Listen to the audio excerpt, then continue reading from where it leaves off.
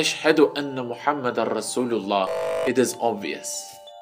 You know that a small habit like cigarette smoking among a small nation can be removed permanently only by a powerful ruler with great effort. The doctors declare endless harms of cigarette smoking. Experts announce about this. A lot of TV programs, videos were made on this issue. Articles were written about this problem, but no, most of people cannot quit this habit.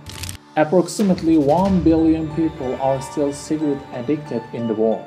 I'm talking about just the simple habit of cigarette smoking.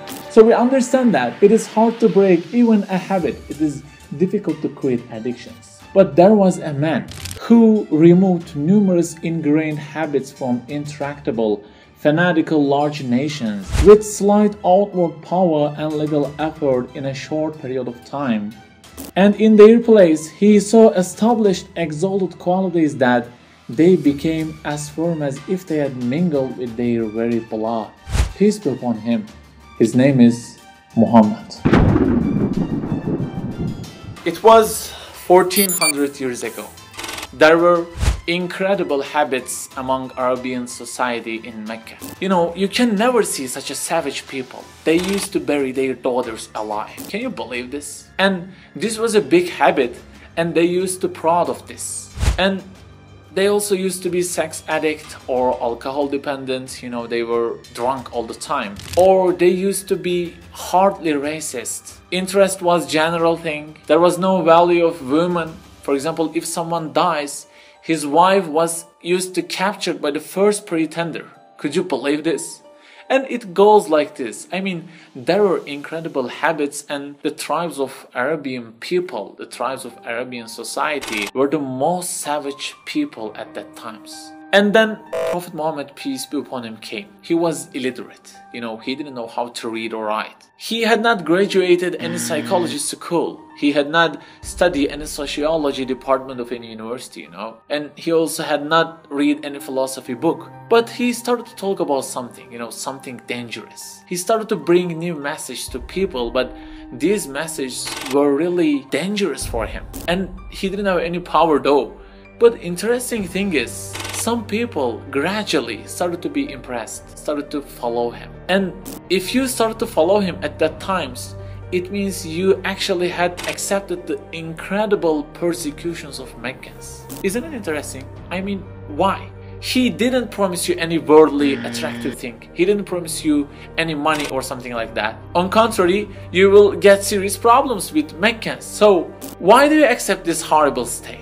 And they started to change, you know, they started to change their lifestyles. They listened to him, whatever he told, and they started to quit their evil addictions. For example, Umar ibn al-Khattab. He was an alcohol addict before, yes. But after coming in contact with the Prophet Muhammad, peace be upon him, he became such a man who is considered as a justice symbol for all humanity. Guys, psychologists, doctors did not work on this guy, just an illiterate man. How? How can it be?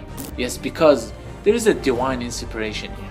This effect cannot be made by a human being. It is not possible. And not only a man, but also huge societies were changed incredibly by just a man. By the way, he brought new rules which are not attractive for desires of human being. For example, he brought the fasting, 5 daily prayers, or alms jiving, or not to drink alcohol. These things are not attractive for our desires, right? But the alcohols had flowed in streets of Medina after the words about alcohol was revealed. Why? What happened? The modern specialists cannot do this, even though they explain the harms of alcohol, can they? And after Islam, 80% of these people left Arabia and went all around the world to teach people. And they were thousands, you know. You cannot see such a fast growth. And all ashab, all the companions of Prophet Muhammad, peace be upon him, have become role models for the Muslims for 1400 years. But these guys were extremely savage before Muhammad, peace be upon him. Nobody can explain this without prophethood. No, it is not possible.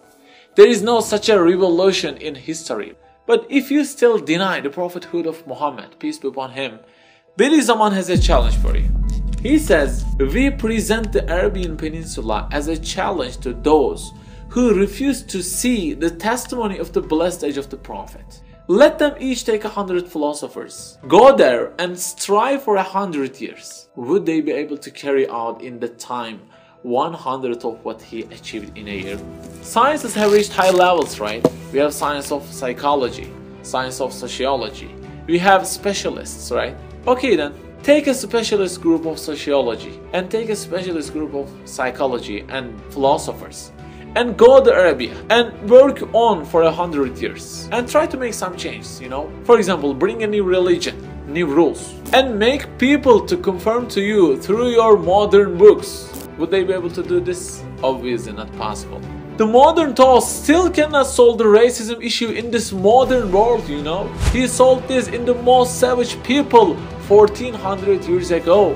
He just said, a white has no superiority over a black, nor a black has any superiority over a white. That's it. There is no racism issue in Muslims for 1400 years. You know what? Forget about the racism. We are not able to change even our child about simple habits, right? Such as not to playing video games, to study, to do homeworks, right? It is a reality. So simply, it is impossible to make this change. All these changes can only arise from a prophet. Ashhadu anna Muhammadan Rasulullah. It is obvious.